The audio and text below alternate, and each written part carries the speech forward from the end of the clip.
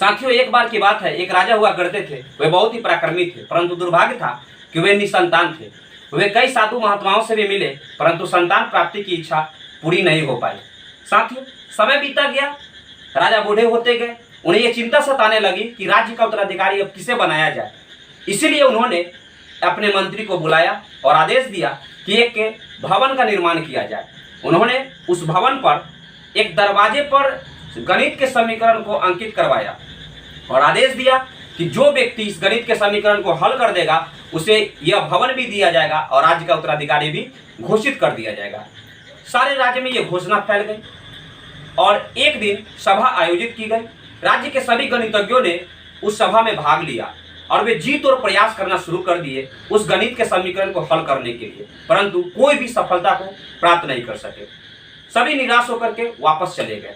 कुछ गणितज्ञ ऐसे भी थे जिन्होंने उस समीकरण को कॉपी पे नोट कर लिया और घर पे जाके उसका हल करने का प्रयास ढूंढने लगे, परंतु फिर भी वे सफल नहीं हो सके। राजा इससे काफी चिंतित हो गए। उन्होंने फिर आदेश दिया कि अब दूसरे राज्य के गणितज्ञों को बुलाया जाए और फिर अगले दिन ऐसा किया गया। दूसरे राज्य के गणितज्ञ भी आए। उन्होंने भी जीत और प्रयास किया इस समीकरण को हल करने के लिए, परंतु वो भी निराश हो गए। वे भी सफल नहीं हो सके। शाम हो गए, सभी गणितज्ञ ने पूरा प्रयास किया और वे प्रयास में असफल हुए और वापस लौटते गए। शाम में मात्र 3 लोग ही बचे हुए थे, जिसमें एक लड़का भी था।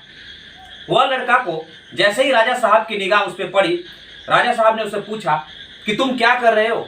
सभी गणितज्ञ गणित के समीकरण को हल करने में लगे हैं और तुम मात्र दीवार के सहारे खड़े हो, चुपचाप देख रहे हो। वो लड़का बड़े विनम्रता से जवाब दिया, राजा साहब, मैं आप ही के राज्य का एक साधारण सा युवक हूँ। जब मुझे पता चला कि दूसरे राज्य के गणितज्ञ इस समीकरण को हल करने के लिए यहाँ आए हुए हैं, मैंने भी सोचा क्यों ना मैं भी उनके दर्शन करूँ, इसलिए मैं यहाँ पे उपस्थित हुआ हूँ। मैं देख रहा हूँ कि वे पूरे प्रयास में लगे हुए हैं।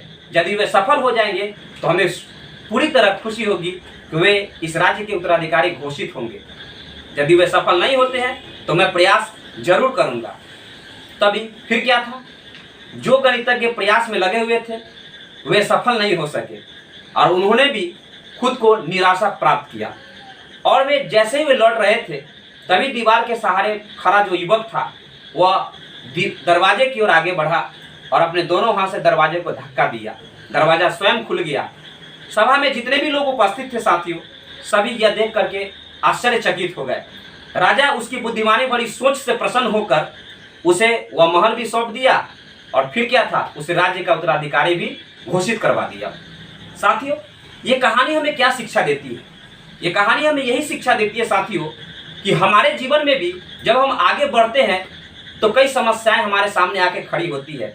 या तो वो समस्या खुद समय के साथ हल हो सकती थी या वह छोटे प्रयास से खुद ब खुद हल हो जाती, परंतु हम उस समस्या को बहुत ही विकराल बना लेते हैं और खुद को असफलता को प्राप्त कराते हैं। जब हमें असफलता प्राप्त होती है तो उस समस्या को हम जीवन भर दोष देते हैं कि इसी की वजह, समस्या की वजह से मैंने असफलता को प्राप्त किया है। परंतु क्या ये सच है साथियों? नहीं, बिल्कुल गलत है। जब भी हमें ऐसा लगे कि हम असफलताओं के सीढ़ी पर चढ़ रहे हैं, ये समस्या ने हमें घेर लिया है, जिसका ये दोष है और इसी दोष की वजह से मुझे सफलता नहीं मिल रहा है, तो हमेशा अपने मन को शांत रखेंगे, अब शांति मन से उस समस्या को हल करने में लगाएंगे। या तो वो समस्या खुद हल हो जाएंगे और नहीं तो छोटे प्रयास में उसका हल स्वयं निकल आएगा। साथियों, हमेशा याद रखिएगा, हमें समस्याओं का गुलाम नहीं बनना है, बल्कि खुद से समस्याओं को दूर रखना है, काफ़ी दूर रखना है, तब जाके हमें सफलता प्राप्त हो सकती है। याद रखिएगा, हमेशा समस्या ही जो होती है ना, वह हर इंसान के जीवन में आती है और वो तभी आती है जब कोई आप अच्छा काम करने के लिए आगे बढ़ते हैं। तो इसे डरना नहीं है, डटना है और साथ हमेशा सकारात्मक सोच और अच्छे विचारों के साथ निश्चित तौर पर साथियों हमें सफलता प्राप्त होगी ही होगी।